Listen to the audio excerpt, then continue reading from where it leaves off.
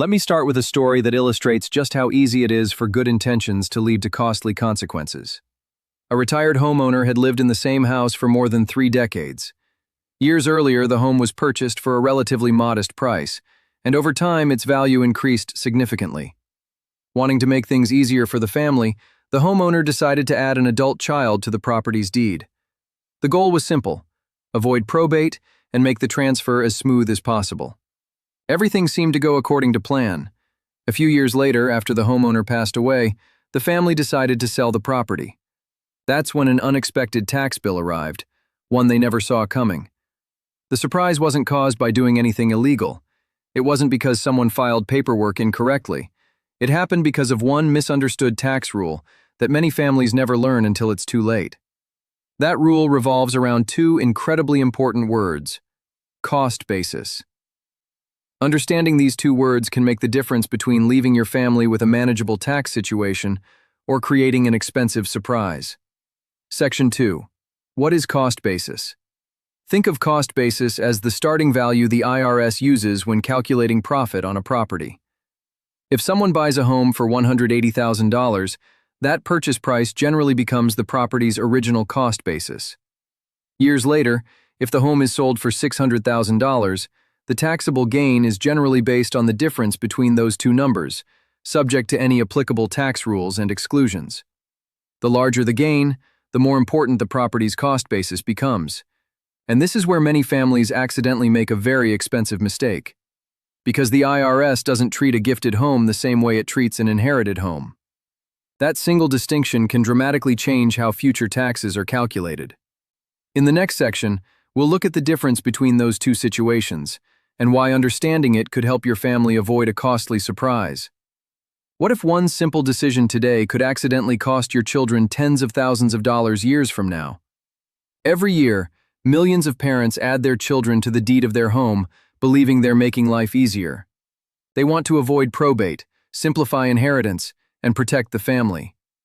But what many don't realize is that one signature can quietly create a massive tax problem that doesn't appear until after they're gone. Today, we're going to break down one of the most misunderstood tax rules involving inherited homes, and why the way you transfer your property can make an enormous difference for your family's future.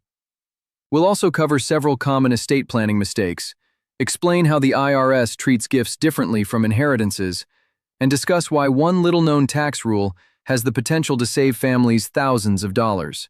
Quick disclaimer: this video is for educational purposes only and should not be considered legal, tax, or financial advice.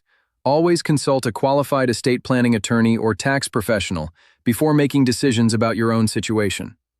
If you're over 60, own a home, or hope to leave property to your children someday, this is information you'll want to understand before making any changes. This is where many families unknowingly make one of the biggest estate planning mistakes. At first glance, giving your home to your children while you're alive may seem like the easiest option. After all, the house is already in their name, so everything should be simple later, right? Not necessarily. When a home is gifted during your lifetime, the IRS generally allows the recipient to keep the original owner's cost basis. In other words, they inherit the property's original purchase price, not its current market value. That means, if the home has appreciated significantly over the years, much of that increase in value could eventually become taxable when it's sold. Now compare that with an inheritance. When property is passed to heirs after the owner's death, different tax rules may apply. In many situations, the property's tax basis is adjusted to its fair market value at the time of inheritance. This is commonly known as a step-up in basis. Why does that matter? Because if the property is sold soon afterward for roughly the same value, the taxable gain may be greatly reduced, or in some cases, there may be little or no taxable gain at all. The difference between these 2 outcomes can be substantial. Let's look at a simple example. Imagine a home purchased decades ago for $150,000 that is now worth $550,000. If that property is transferred as a lifetime gift, the original cost basis generally carries over. If it's later sold, taxes may be calculated using that much lower purchase price. But if the same property qualifies for a stepped-up basis through inheritance, the calculation could be very different, because the property's value is generally reset at the time of inheritance under applicable tax rules. The home hasn't changed, the sale price hasn't changed, the family hasn't changed, only the way the property was transferred changed, and that can have a significant impact on future taxes. Unfortunately, many families don't discover this difference until after the paperwork has already been completed. Let's begin with a real-life story that shows exactly how one well-intentioned decision ended up creating an unexpected tax bill for an entire family. Many parents believe there's a simple solution to avoid probate. They think, why not just add my son or daughter to the deed now? That way, when I'm gone, everything transfers automatically. It sounds logical, but this decision can create consequences that many families never anticipate. The moment someone else becomes a legal owner of the property, they may also gain legal rights and responsibilities tied to that ownership. Depending on your circumstances and state laws, this could introduce complications involving creditors, lawsuits, divorce proceedings, or other financial issues that have nothing to do with you but could still affect the property. There's another issue many people overlook. Adding someone to the deed may also be treated as a gift under federal tax rules, which could create additional reporting requirements.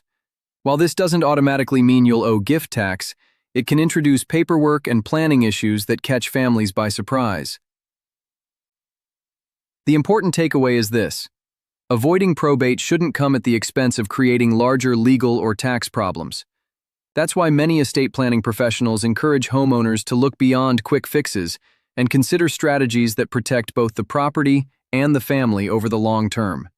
So, if simply adding your child to the deed isn't always the best solution, at the end of the day, estate planning isn't just about deciding who receives your home, it's also about understanding how they receive it. A single decision made today could have a major impact on your family's future financial picture. That's why it's so important to understand the available options and work with qualified professionals before making changes to your property or estate plan. The goal isn't simply to avoid probate or reduce paperwork. It's to make informed decisions that align with your family's needs while avoiding unnecessary surprises. If today's video helped you better understand these rules, take a second to hit the like button and subscribe.